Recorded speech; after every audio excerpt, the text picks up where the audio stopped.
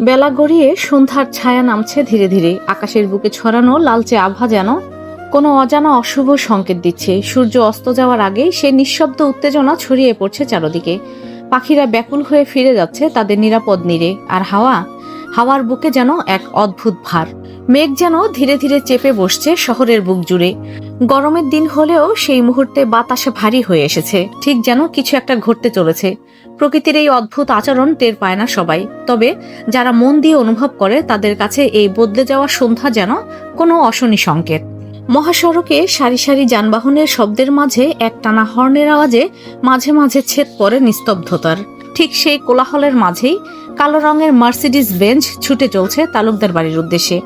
গাড়ির কাচ খোলা রাখা, বাইরের আলো প্রতিফলিত হয়ে যেন ভেতরের অন্ধকারকেও আরো গাঢ় করে তোলে। ড্রাইভিং সিটে বসে থাকা লোকটির চোখে স্পষ্ট একটা লক্ষ্যভেদী দৃষ্টি, চোখ জোড়া স্থির, ঠোঁট চেপে ধরা, যেন মন জুড়ে গুমড়ে উঠছে একটা প্রতিজ্ঞা। ধূসর এক হাতে স্টিয়ারিং ধরে নিঃশব্দে ড্রাইভ করছে, অন্য হাতে ইচ্ছেকে আলতোভাবে জড়িয়ে রেখেছে বুকের সাথে, যেন একটুও না নড়ে। ইচ্ছে গুটিসুটি মেরে ধূসরের বুকের ওপর ঘুমিয়ে আছে। নিঃশ্বাসের ভারে ধূসরের বুকে ধাক্কা দিচ্ছে নরম তালে। গাড়ির মধ্যে কেবল ইঞ্জিনের মৃদু গড়গড় শব্দ, আর মাঝে মধ্যে বাইরে থেকে আসা ঝিরে ঝিরে হাওয়ার শব্দ। ধূসর ড্রাইভিং করছে চোখ সামনে, অথচ মন বারবার চলে যাচ্ছে ইচ্ছের দিকে। চোখ বারবার এক পলক ইচ্ছের মুখের ওপর থামে, যেন নিশ্চিত হতে চায় এ মেয়ে এখন শুধুই তার। নিজের চোখের সামনে থাকা এই অস্তিত্বটুকু এতটাই দামি যে বারবার না তাকিয়ে যেন নিজেকে স্থির রাখতে পারছে না। একটা দীর্ঘ নিঃশ্বাস ফেলে ধূসর, কেবলমাত্র নিজের ভেতরের সংশয় আর অব্যক্ত ভয়গুলো সামলে নেওয়ার জন্য। রাস্তাটা ফাঁকা, মাঝে মধ্যে দুই একটা গাড়ি হুশ করে পাশ কাটিয়ে যাচ্ছে, কিন্তু ধূসরের মনে খালি একটাই কথা ঘুরছে, ইচ্ছে এখন নিরাপদে আছে। যতক্ষণ সে আছে কেউ তাকে ছুতে পারবে না। বেশ কিছুটা সময় এভাবে যাওয়ার পর ধীরে ধীরে গাড়িটি থামে তালুকদার বাড়ির বিশাল গেটের সামনে। গেটের পাশে দাঁড়িয়ে থাকা দারোয়ান তড়িঘড়ি করে এগিয়ে আসে। জানালা দিয়ে ধূসরকে দেখে সালাম ঠুকে গেট খুলে দেয় দ্রুত। ভারী গেটের শব্দে ইচ্ছে একটু নড়ে ওঠে, তবে পুরোপুরি জাগে না। ধূসর এক ঝলক তাকায় ইচ্ছের দিকে, মুখে মৃদু শান্তির ছায়া, চোখে এক ধরনের শীতল তীক্ষ্ণতা। গাড়ি ধীরে ধীরে ভেতরে প্রবেশ করে তালুকদার বাড়ির অন্ধকার ছায়াময় আঙিনার লনে। মনে হয় এই বাড়ির বাতাসে পর্যন্ত রহস্য জমে আছে, যেন কিছু একটা ঘটার অপেক্ষায়। অন্যদিকে ইচ্ছে আবার নড়েচড়ে ওঠে, ধূসরের বুকের মধ্যে মুখ গুজে দেয়। হাতের মুঠোয় ধূসরের শার্টটা আঁকড়ে ধরে ঘুমের ভেতরে যেন আরো গভীর আশ্রয় খোঁজে। নিঃশ্বাসগুলো ভারী, মুখে প্রশান্তি, তবুও শরীরের ছোট ছোট নড়াচড়ায় বোঝা যায় ইচ্ছে গভীর ঘুমের মাঝেও ধূসরকে অনুভব করছে। এক মুহূর্তের জন্য যেন ধূসরকে ছেড়ে দিতে চায় না। ধূসর তাকিয়ে থাকে ইচ্ছের দিকে, চোখে প্রশ্রয় মাখা মায়া। হাতটা বাড়িয়ে ইচ্ছের কপালের চুল সরিয়ে দেয়, তারপর আলতো করে গালটা ছুঁয়ে বলে, বাবুরাম্মু উঠে পড়ো, বাড়ি যেতে হবে। ইচ্ছে চোখ না খুলেই শার্টটা আরো শক্ত করে ধরে, যেন কিছুতেই ছাড়বে না। ধূসর মুস্কি হেসে ইচ্ছের কানের কাছে মুখ নামিয়ে ফিসফিস করে, নাকি স্বামীর কোলে চেপে যাওয়ার ধান্দা। ধূসরের কণ্ঠের গভীরতা, গরম নিঃশ্বাস আর এত কাছ থেকে ফিসফিস স্বরে সবকিছু মিলে যেন মুহূর্তেই ইচ্ছের ঘুম ছুটে যায়। এক লাফে উঠে বসে পড়ে, মুখ লজ্জায় লাল হয়ে যায় নিমিষেই। চোখ নামিয়ে ফেলে দ্রুত ইচ্ছে। ধূসর হাসে, চোখে মুখে খুনসুটির চিহ্ন। আর ইচ্ছে নিঃশব্দে কেবল মাথা নিচু করে বসে থাকে, যেন নিজের অজান্তেই কিছু বলে ফেলেছে শরীর, যা মন বলতে পারেনি এখনো। রাতের বাতাসে এক ধরনের অদ্ভুত উত্তেজনা ছড়িয়ে দিচ্ছে চারদিকে। আকাশে তারা ঝলমল করলেও মাটির নিচে যেন এক রহস্যের চোরা স্রোত বইছে। তালুকদার বাড়ির সামনে কালো গাড়িটা এসে থেমেছে অনেক আগে। ইচ্ছের মুখের দিকে আরো একবার তাকিয়ে ধূসর ধীর পায়ে গাড়ির দরজা খুলে বাইরে নামে, মুখে একরাশ কঠিন নীরবতা। গাড়ির ভেতর মাথা নিচু করে বসে এখনো ইচ্ছে, চোখে মুখে অস্বস্তি, শরীর জুড়ে যেন হালকা কাঁপন। ধূসর ভাইকে দেখার সাহস পায় না। এতক্ষণ যে সাহসে বসেছিল তা যেন হঠাৎ করেই কোথাও হারিয়ে গেছে। কিন্তু হুট করে গাড়ির অন্যদিকের দরজার শব্দে চমকে উঠে ইচ্ছে, মুখ তুলে তাকায়, আর মুহূর্তেই চোখে পড়ে সেই চেনা মুখটা। ধূসর ভাই দাঁড়িয়ে আছে গম্ভীর দৃষ্টিতে তাকিয়ে, ঠিক যেন কিছু বলার প্রয়োজনই নেই এমন একটা অভিব্যক্তি নিয়ে। এরপর আর কিছু বুঝে ওঠার সুযোগ নেই। ধূসর নির্দ্বিধায় ঝুঁকে পড়ে ইচ্ছেকে নিজের বাহুতে তুলে নেয়, একটা শব্দও না বলে। ইচ্ছে প্রথমে থতমত খেয়ে যায়, ঠোঁট কাঁপে, শরীরটা এক মুহূর্তের জন্যই অবশ হয়ে পড়ে। কিন্তু ধূসরের বাহু শক্ত স্থির, যেন একটা নিরাপদ দুর্গ। ধূসর দৃঢ় পায়ে তালুকদার বাড়ির মেইন গেটের দিকে এগিয়ে চলে। ইচ্ছে তার কোলে, ধূসর চোখে তার চারপাশে অদ্ভুতুরে হয়ে যায়। ইচ্ছে আরো লজ্জায় গুটিয়ে যায়, গাল রক্তিম হয়ে বুকের কাছে হাত শক্ত করে আঁকড়ে ধরে ধূসরকে, যেন এই একজনই তার আশ্রয়, তার ভয়, লজ্জা, প্রেম আর এক অজানা অনুভবের সম্মিলিত ঠিকানা।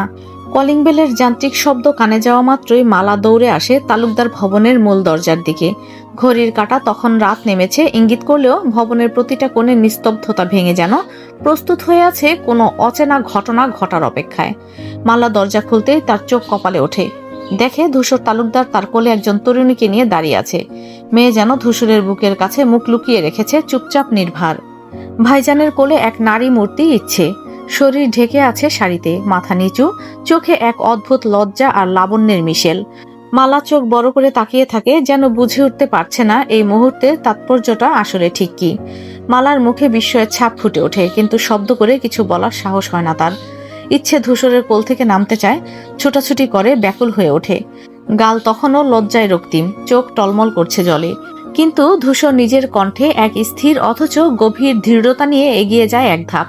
সদর দরজা পার করে লিভিং রুমের অভ্যন্তরে পা রাখতেই ধূসর ইচ্ছের দিকে তাকিয়ে ঠান্ডা অথচ হৃদয়ের গভীরতা ছুঁয়ে যাওয়া কণ্ঠে বলে ওঠে, আপনাকে স্বাগত মিসেস ধূসর তালুকদার। ধূসর ঠান্ডা অথচ গম্ভীর কণ্ঠে আবার বলে ওঠে, আপনার শ্বশুরবাড়ি আপনাকে পেয়ে ধন্য। আমার 27 বছরের একাকী জীবনের আজ থেকে ইতি টানছি আমি। ইচ্ছে ধূসরের কাঁধে মুখ গুজে লুকিয়ে রাখে নিজের লাল হয়ে যাওয়া মুখ। ধূসরের সেই গম্ভীর অথচ আশ্চর্য কোমল কণ্ঠ যেন ইচ্ছেকে মোহিত করে, স্পর্শ করে আত্মার গভীরে।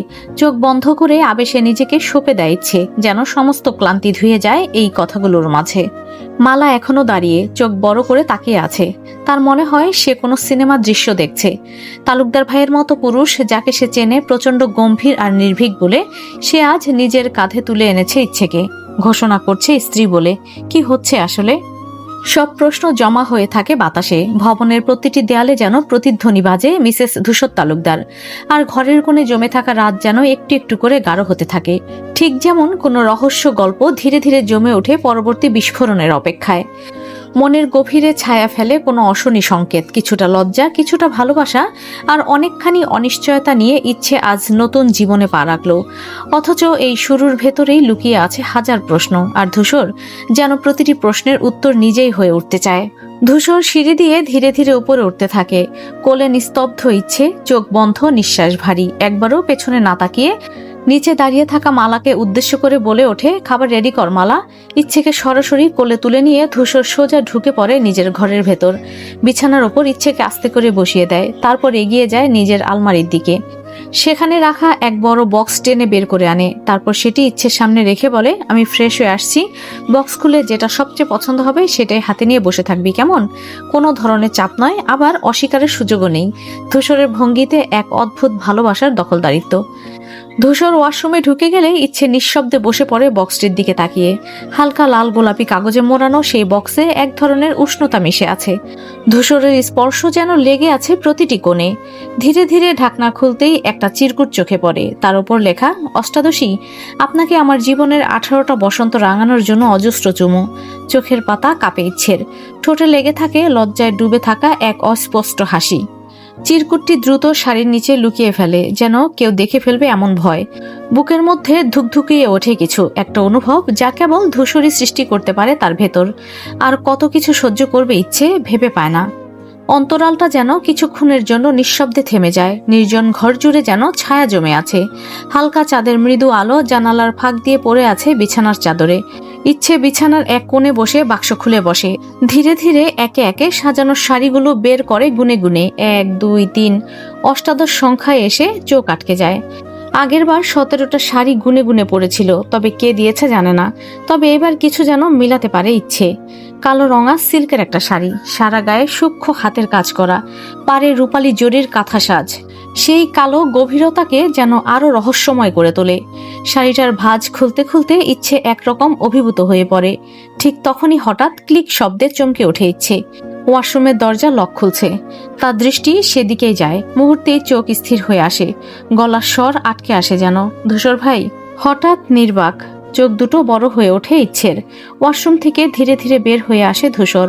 পুরো শরীরে শুধু কোমরে জড়ানো সাদা টাওয়েল। চওড়া বুকের ওপর শিশিরের মতো টলমল করে আছে জমে থাকা পানি। কাঁধ থেকে গড়িয়ে পড়ছে অল্প অল্প পানি, যা বুকের নিচ দিয়ে পেট বরাবর চলে যাচ্ছে টাওয়েলের ভাঁজে। ভেজা চুলের ফাঁক দিয়ে পানি টপটপ করে মেঝেতে পড়ছে। চওড়া বুক, সুঠাম পেশি, ভেজা চুল থেকে টপটপ করে গড়িয়ে পড়ছে পানির ফোঁটা।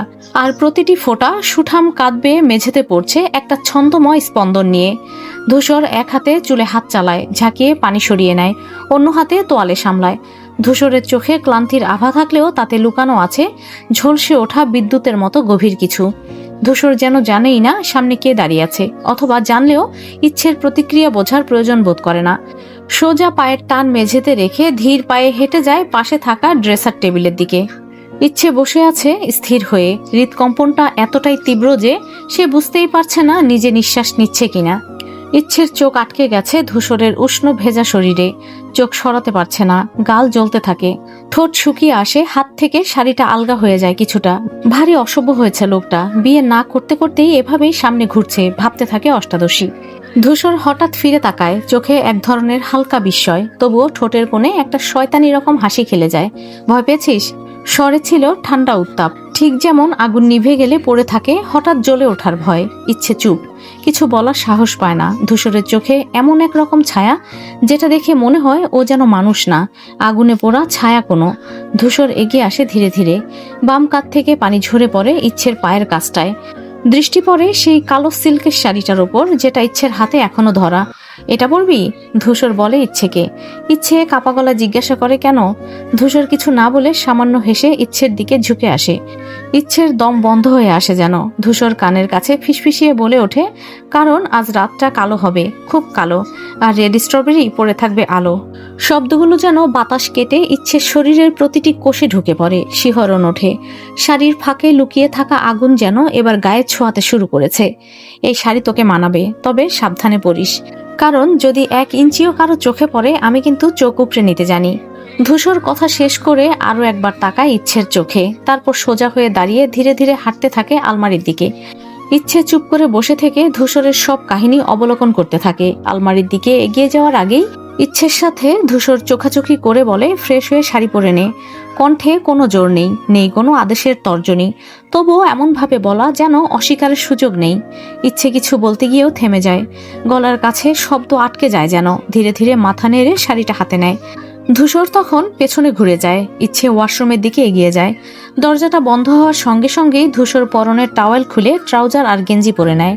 চুলের ভেজা প্রান্ত থেকে পানি টুপটাপ মেঝেতে পড়ে, কিন্তু চোখে এক অদ্ভুত নিস্তব্ধতা। অন্যদিকে ওয়াশরুমে দাঁড়িয়ে ইচ্ছে, হাতে ধরা সোনা রূপার কাজ করা শাড়িটা সে বুকের সাথে চেপে ধরে আছে। ইচ্ছে জানে না কিভাবে পরতে হয়, জানে না ঠিক কোন অংশ কিভাবে গেঁথে নিতে হয় শরীরের সাথে। জীবনে 2 বার শাড়ি পরেছে, তাও পরিয়ে দেওয়া। এসব ভেবে মুখ ফুলিয়ে ফেলে ইচ্ছে। বাথরুমে ভেজা মেঝে, দেয়ালে শিশিরে ভরা আয়নায় নিজের প্রতিফলন দেখে ইচ্ছে আরো অস্থির হয়ে পড়ে। শাড়িটা খুলে পড়তে গেলে ভিজে যাবে, আবার পড়তে না পারলে কি করবে? সময় পেরিয়ে যায় মিনিটের পর মিনিট, কিন্তু ইচ্ছে কিছুই করতে পারে না। নিঃশব্দে দাঁড়িয়ে থাকে কাঁধ উঁচু করে, যেন শাড়িটা তার দুর্বলতাকে ঢেকে রাখছে। শেষমেশ যখন আর কিছুই মাথায় আসছে না, তখন হাল ছেড়ে দিয়ে শাড়িটা কোনো রকমে নিজের গায়ে জড়িয়ে নেয়। বুকের কাছে আঁচল চেপে ধরে দরজার কাছে গিয়ে কান পাতে। বাইরে নিস্তব্ধতা। ধূসর ভাই নেই হয়তো, এই বিশ্বাসে সাহস সঞ্চয় করে দরজাটা সামান্য ফাঁক করে উকি দেয়। ঘরে কেউ নেই দেখে টুক করে স্বস্তির একটা দীর্ঘশ্বাস ফেলে ইচ্ছে। বুকের মধ্যে জমে থাকা কাঁপুনি যেন এক ঝটকায় নেমে যায়। ধীরে ধীরে দরজা খুলে ঘরের ভেতর প্রবেশ করে। পায়ের শব্দ যেন শোনা না যায় সেইভাবে হাঁটে। শাড়ির ভাঁজ খুলে যেতে যেতে আবার আঁচল সামলায়। আঁচলের নিচে ঢেকে রাখে তার অস্থিরতা, লজ্জা আর এক অনুচ্চারিত ভয়। শাড়ি হাতে নিয়ে দরজার দিকে এগিয়ে যাচ্ছিল ইচ্ছে। মালার ঘরে গিয়ে শাড়িটা ঠিকঠাক পরার পরিকল্পনা আগেই করে রেখেছিল, তবে দরজার হাতল ছুতেই আচমকা কেউ যেন ওর কবজি ধরে টান দেয়। পরক্ষণেই দেয়ালের গায়ে ঠেসে দাঁড়িয়ে যায় ইচ্ছে। সামনে এখন ধূসর। চোখ দুটো বিস্ময়ে বড় হয়ে আসে ইচ্ছের। ধূসর ভাই এখানে? সে তো ঘরে ছিল না। মুহূর্তেই নিজের হিসেবের ভুল বুঝতে পারে ইচ্ছে। হয়তো বারান্দায় ছিল, অথবা স্রেফ চুপচাপ থেকে তাকে লক্ষ্য করছিল এই পুরো সময়টা। ইচ্ছে দ্রুত নিজেকে গুছিয়ে নেয়, শাড়িটা দুহাতে বুক বরাবর আগলে ধরে। ধূসরের তীক্ষ্ণ গভীর দৃষ্টি যেন শরীরের ভেতর ঢুকে যেতে চাইছে। ইচ্ছে কাপা গলায় বলে, শাড়িটা পরিয়ে নিয়ে আসি, আমি পারছি না। কথাটা শেষ হতে দেয় না। ধূসর এগিয়ে এসে ওর সদ্য গোসল করা ঠান্ডা পেট গলিয়ে কোমরের ভেতরে বাহু গুজে দেয়। ঠোঁটের প্রান্তে চেনা এক রহস্যময় হাসি, নিঃশ্বাসটা গা ঘেঁষে আসে আর কানে কানে বলে, আমি পরিয়ে দেই। ইচ্ছে কেঁপে ওঠে, শরীরটা কেমন নিস্তেজ লাগতে থাকে মুহূর্তেই। মুখটা নিচু করে ফেলে, কিন্তু ধূসর এক চুলও নড়েনি। ধূসর ধীরে ধীরে শাড়িটা ইচ্ছের হাত থেকে নেয়, চোখে এক ধরনের ধোঁয়াটে আগুন আর ঠোঁটে এক ধরনের নরম অথচ দাবিদার অভিব্যক্তি, যেন ইচ্ছে ওর এবং এই শাড়িটা পরানোর অধিকারও শুধু ওরই। ইচ্ছে কিচ্ছু বলে না। ধূসরের হাত যেন নিজেই নিজের দায়িত্বে নেমে পড়ে, ধীরে ধীরে কোমরের চারপাশ দিয়ে শাড়ি পেঁচিয়ে দেয়। হাতের আঙুলগুলো ইচ্ছের ত্বক ছুঁয়ে যাচ্ছে মাঝে মাঝে অজান্তেই। শাড়ির পাড়টা কাঁধে এনে রেখে পিন খোঁজে ধূসর, এক হাত দিয়ে আঁচল ধরে আরেক হাতে নিজের পকেট থেকে ছোট একটা পিন বের করে। ধূসর যতটা না শাড়ি পরাচ্ছে তার চেয়েও বেশি সময় যেন ইচ্ছেকে দেখছে, অনুভব করছে। শাড়ি পরা নিয়ে এমন হবে এটা ইচ্ছে কখনো ভাবেনি। যদি ভাবতো তাহলে হয়তো নিজের আয়ত্তে নিয়ে ফেলতো শাড়ি পরার মতো কঠিন কর্ম। ধূসর তখনও মাথা নিচু করে একবার বলে ওঠে, তুই তো আমার, তোর শরীরের প্রতিটা বাঁক আমার চেনা, আর তোর লজ্জা সেটাও আমার, রেড স্ট্রবেরি। ইচ্ছে শাড়ির আঁচলের নিচে লুকিয়ে পড়ে, যেন মুখটা গরম হয়ে ওঠে। নিজেকে আড়াল করতে উঠে পড়ে, কিন্তু ধূসরের সামনে কিছুই গোপন রাখা যায় না। শেষবার একগুচ্ছ কুচি ইচ্ছের হাতে ধরিয়ে দেয় ধূসর, গুজে নেওয়ার জন্য। ইচ্ছে কাপা হাতে কুচি নাভি বরাবর গুজে ফেললে ধূসর মাথা নামিয়ে ফ্লোরে বসে পড়ে, বাকিটা ঠিক করে দেয়। ইচ্ছের ছোট শরীরে যেন শিহরণ জাগে, শীতল স্রোত নেমে চলে শির দ্বারা বেয়ে। পাশের আয়নায় নিজেদের প্রতিবিম্ব দেখে ইচ্ছে। ধূসর পেছন থেকে ওকে জড়িয়ে ধরে, শাড়ি ঠিক করে দিচ্ছে, আর ও নিজের বুকের ভেতরের ঢেউ সামলাতে পারছে না। ধূসর ফিসফিস করে বলে, আমি তোর শরীর নয়, তোর সমস্ত অস্তিত্ব গায়ে জড়াতে চাই, আমার হাত দিয়ে, আমার দৃষ্টি দিয়ে, আমার অধিকার দিয়ে। ইচ্ছে এবার আর দাঁড়িয়ে থাকতে পারে না, ওর পা কাঁপে। ধূসর তা টের পেয়ে কোমরের বাঁ পাশে এক হাত রাখে, আরেক হাত কাঁধ ছুঁয়ে সান্ত্বনা দেয়, কিন্তু চোখের ভাষায় জানিয়ে দেয় সান্ত্বনার আড়ালেও তার অধিকার এখন। ধূসর ইচ্ছেকে সম্পূর্ণ শাড়ি পরিয়ে দেয়। ধূসর যেন ইচ্ছেকে ঢেলে দিল নিজের ছায়ায়, নিজের ছোঁয়ায়, আর এক ভয়ঙ্কর অথচ অসম্ভব ভালোবাসার দাবিতে। শাড়ি পরানো শেষ হলে ধূসর নিঃশব্দে ইচ্ছেকে আয়নার সামনে দাঁড় করায়। কালো স্লিকের কারুকাজ করা শাড়িতে ইচ্ছে যেন সত্যি অন্য জগতের এক বাসিন্দা, নির্ঘাত কোনো ঘুমন্ত পরী, কোনো স্বপ্নের নারী, যার রূপ শুধু চোখে না মনে গেঁথে থাকার মতো। শাড়ির আঁচলে জড়ানো গম্ভীর সৌন্দর্য যেন আয়নার প্রতিবিম্বেও আভা ছড়ায়। ইচ্ছের গালে থাকা কুচকুচে কালো তিলটা যেন শাড়ির সঙ্গে প্রতিযোগিতায় নেমেছে, কে বেশি মোহজাগানিয়া। ইচ্ছে আয়নার দিকে তাকিয়ে এক দৃষ্টিতে নিজেকে দেখে, খুঁটিয়ে খুঁটিয়ে আশ্চর্য হয়ে লক্ষ্য করে ধূসর ভাই কি নিখুঁতভাবে পরিয়েছে শাড়িটা। কোথাও একটা ভাঁজও নেই, কোথাও অসঙ্গতি নেই, এমনকি পিনটাও এমনভাবে লাগানো যেন সে প্রতিটি ছোঁয়ায় নিজের যত্ন ঢেলে দিয়েছে। ইচ্ছের মনে পড়ে যায় সে নিজের হাতে অনেক সময়ও এমনভাবে শাড়ি ঠিক করে উঠতে পারেনি। এখন মনে হচ্ছে তার শরীরের প্রতিটি রেখা, প্রতিটি ভাঁজ ধূসর যেন কল্পনায় এঁকে তবেই বাস্তবের ছোঁয়ায় ফুটিয়ে তুলেছে। ইচ্ছে মনের মধ্যে ঘুরপাক খায়, একজন পুরুষ, তাও ধূসর ভাই, এত নিখুঁতভাবে শাড়ি পরাতে পারে। এই কথা ভাবতেই ইচ্ছের গাল লাল হয়ে আসে। সে কিছু বলবে না বলে ঠিক করে, কিন্তু মুখের লজ্জা যেন ঢেকে রাখতে পারছে না। ধূসর পাশ থেকে ইচ্ছেকে দেখে হালকা হাসে, যেন ইচ্ছের মনের সব কথা পড়তে পারছে। ইচ্ছেকে আরেকটু কাছে টেনে নিয়ে নিঃশব্দে বলে ওঠে, 27 বছর জীবনে তুই প্রথম নারী, বিশ্বাস কর, বউয়ের জন্য সব শিখেছি। ইচ্ছে কোনো কথা বলে না, চোখে ধরা পড়ে একরাশ বিস্ময়, মুগ্ধতা আর লজ্জার মিশেল। ধূসরের কণ্ঠে সেই নির্লিপ্ত ভঙ্গির পেছনে যে কোমল ভালোবাসা লুকিয়ে আছে তা যেন আজ স্পষ্ট হয়ে উঠেছে আয়নার প্রতিচ্ছবিতে। এমন সময় পকেটে থাকা ফোন হঠাৎ করে ভাইব্রেট করতে শুরু করলে ধূসর ইচ্ছের চোখে চোখ রাখার মাঝখানে আচমকা পিছু হটে। ঠোঁটের কোণটায় এক ফোঁটা হাসি রেখে দরজা খুলে বেরিয়ে যায় লিভিং রুমের দিকে। ইচ্ছে প্রথমে থমকে দাঁড়ায়, তারপর নিজের প্রতিচ্ছবি আয়নায় একবার দেখে নেয়। চোখে মুখে লজ্জা, ধকধক করা বুক, শাড়ির ভাঁজে গরম নিঃশ্বাসের চিহ্ন। ধূসরের আচরণে কেঁপে ওঠে সে, কিন্তু নিজেকে শক্ত করে দ্রুত পা ফেলে বেরিয়ে আসে সোজা ধূসরের পিছু লিভিং রুমের দিকে। তবে গিয়ে দেখে ধূসর ভাই নেই। চারদিকে তাকিয়ে ধূসরকে খোঁজে ইচ্ছে, কিন্তু কোথাও নেই। ঠিক তখনই মালা হন্তদন্ত হয়ে এসে বলে ওঠে, ভাইজান তোকে খেয়ে নিতে বলেছে ইচ্ছে, চল খাবি। ইচ্ছে কিছুক্ষণ চুপ থেকে শুধু জিজ্ঞাসা করে, উনি কোথায় গেছে রে মালা, কিছু বলেনি? মালা মাথা নাড়িয়ে বলে, না বড় ভাইজান কিছু বলেনি। আর কথা না বাড়িয়ে ইচ্ছে আস্তে পা ফেলে ডাইনিং টেবিলে গিয়ে বসে। মালা এক এক করে খাবার সার্ভ করতে থাকে। আর তখন হঠাৎ বলে, মালা কিছুটা হাসি নিয়ে বলে, ইচ্ছে তোকে দারুণ লাগছে এই শাড়িতে, তোর গায়ে এই রংটা একেবারে ভাইজানের পছন্দের মতো। তবে একটা কথা বলি, তখন ভাইজান কেন তোকে কোলে করে আনলো রে? ইচ্ছে সেই কথা শুনে চমকে যায়। কি বলছে মালা? মুখ হঠাৎ শুকিয়ে আসে তার। ঠিক তখনই পানির গ্লাস তুলে নিয়ে মুখে ঢেলে দেয়, যেন গলা দিয়ে কিছু নামতে চায় না আর। কাশি শুরু হয়ে যায় হঠাৎ। গ্লাসের পানি ছিটকে পড়ে টেবিলের ওপর। আর মালা তাড়াহুড়ো করে সামনে এগিয়ে এসে পিঠে হাত রাখে। এমা, বিষম খেয়েছিস নাকি? মালা প্রশ্ন করে, তার চোখে মুখে দুশ্চিন্তার ছাপ। ইচ্ছের যেন মুহূর্তেই দম বন্ধ হয়ে যায়, গলায় হঠাৎ কাটা লেগে যায়, হু হু করে বিষম খেয়ে ওঠে। মালা দৌড়ে গিয়ে পানি এগিয়ে দেয়। ইচ্ছে গ্লাসটা ধরে দ্রুত চুমুক দেয় একে একে, যেন সেই প্রশ্নটা তার শরীরের রন্ধ্রে ঢুকে গেছে। ধূসর ভাই কি বলেছে, কি করেছে, সবকিছু যেন এখন আরো গাঢ় রহস্য হয়ে সামনে আসে। তো এই পর্বটা এখানেই শেষ করলাম। একটা কথা, ভিউয়ের তুলনায় সাবস্ক্রাইব কম, এমন হলে তো নেক্সট পার্ট করার ইচ্ছেই থাকবে না। সবাই সাবস্ক্রাইব করে দিবেন। ধন্যবাদ।